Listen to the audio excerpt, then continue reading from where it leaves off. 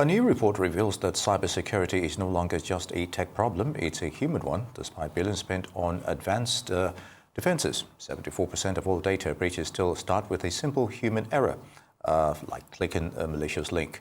The threat landscape has evolved dramatically. AI-powered cyber attacks have surged 47% globally, with deepfake videos used in fraud schemes up to 83% this year alone. These AI-generated phishing messages are now so convincing they achieve a 72% open rate. Experts say the solution is continuous adaptive training that turns every employee into a vigilant defender. Companies with strong awareness programs can reduce successful phishing incidents by 70 to 80%. This October's Cybersecurity Awareness Month highlights 4 critical steps for everyone: using strong passwords with a password manager, enabling multi-factor authentication, regularly updating software, learning to recognize and report phishing attempts. Now, if 74% of breaches start with a simple human mistake, are your firewalls only protecting you from 26% of the threat? Founder Security Quest, Dr. Ayotunde Tayo Balogun, joins us now for expert perspectives about the rising threats of cybersecurity. Good to have you with us on Newsday. Thank you for having me. Very good. So currently, with all the statistics we just highlighted, how would you highlight, at least assess rather, cybersecurity in Nigeria currently? Yeah, I think there's some improvement. Things have been changing. Cybersecurity from a Nigerian perspective was not necessarily efficient. But now, with the advent of AI and with a lot of practitioners coming into the cybersecurity field, I think Nigeria is making a lot of progress. Now, if you were to look at all of the different areas of cyber threats, we know that cyber threat is evolving. But what would you say is the biggest threat when it comes to cybersecurity and the threats that we encounter on a daily basis? Is it ransomware? Is it deep fakes? What exactly are the major threats when it comes to cybersecurity? So there's deep fake, there is a ton of other things, but I generally like to look at it from a completely different perspective. Now, businesses and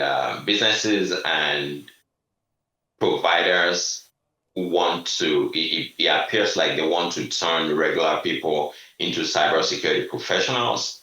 In my opinion, I think what needs to happen is to have controls built in a way that's intuitive, so those controls can solve cybersecurity problems instead of overly relying on people to become like regular accountants or regular secretary to become a cybersecurity expert. So you need to have in an enterprise environment, you need to have appropriate security controls built in place.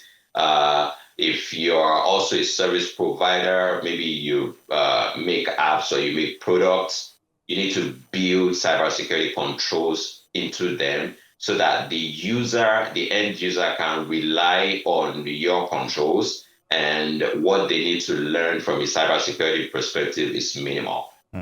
Very good. Let's lay all of this in specific scenarios. Now, electoral outcomes are rife with doubts despite the adoption of digital technology recently, even in Western democracies like the US. And I'm wondering, how proactive is the usage in this perspective when they're supposed to at least help us overcome breaches in the first place? Are the hackers one step ahead, you think? So let's look at it from a like more top down. If the people organizing elections aren't as concerned about security as they are about the process or the outcome, cost benefit analysis. what am I more focused on? Am I focused on just ensuring that the election process goes well without or am I focused on ensuring that it is more secure? So you decide on what part works works better for you, and then you implement the appropriate controls. So going back to elections, cybersecurity is expensive. I mean, could be expensive.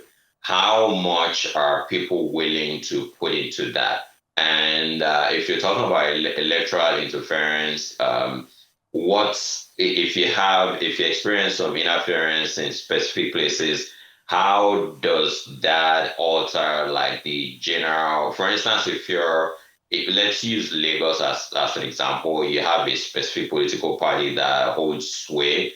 If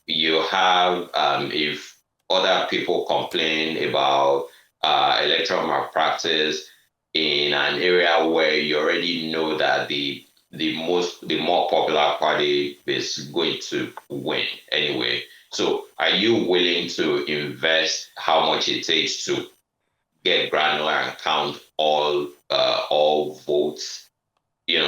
So looking from a conceptual perspective, that's how I would say it.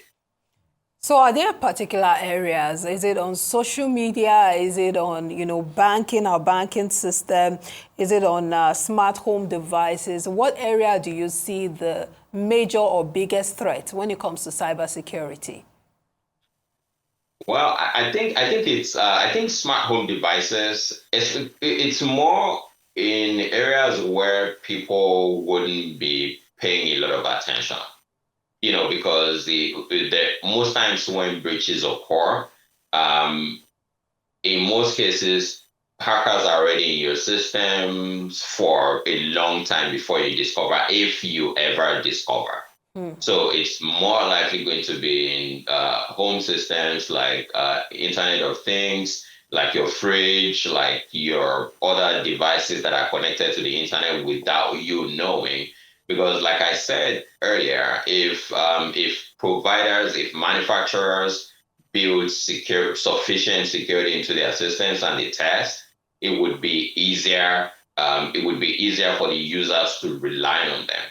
You don't want to sell products to users and then turn users to cybersecurity experts. You want users to just use your product and be able to rely on you fixing problems. So, I mean, to directly respond, I would look at more home devices because everybody is already weary about banking, and there's a lot of stuff going on about social media. So there's education around those, but not very many people know about their fridges, their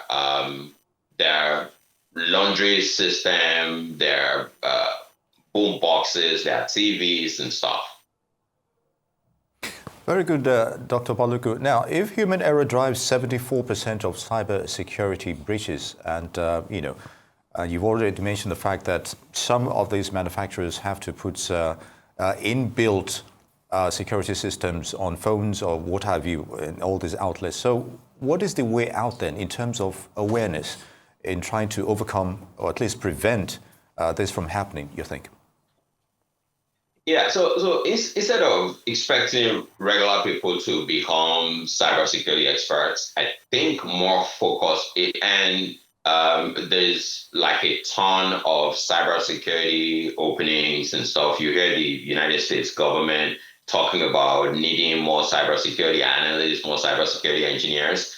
What I think needs to happen is businesses need to focus on ensuring that they improve their cybersecurity process by hiring the right kind of people, and then ensuring that instead of trying to of course, security is everybody's business, but instead of making it everybody's business, let people focus on their core competence areas and let the cybersecurity and tech people do what needs to get done. And the way that happens is you employ the right kind of people, you put the right kind of processes in place. And that's one of the things I'm trying to do. I made a platform where if anyone's interested in cybersecurity for free, they will go there. What's it called? Take some assessment, and this assessment helps you determine based on your tendencies and areas you're interested in. It helps you determine what area of cybersecurity best suits your personality. And you take the test. If it's less than 5 minutes, you take the test, and it gives you like a learning path, and you can start training, maybe paid training or free training. But all this is to get this, and of course the AI. It's AI generated questions and stuff. The AI works with you to walk you through what you need to do, and it also shares timeline and all that. So building the right people and ensuring an appropriate work culture would help prevent a lot of the cybersecurity problems we have. All right, Dr. Balogun, having your home devices connected to the internet without your knowledge is definitely a new one, and I'm sure there's a wide knowledge gap that needs to be closed in this regard. We must appreciate you for your time. Founder, Security Quest, Dr. Ayotunde Tayo Balogun. Thank you for your time.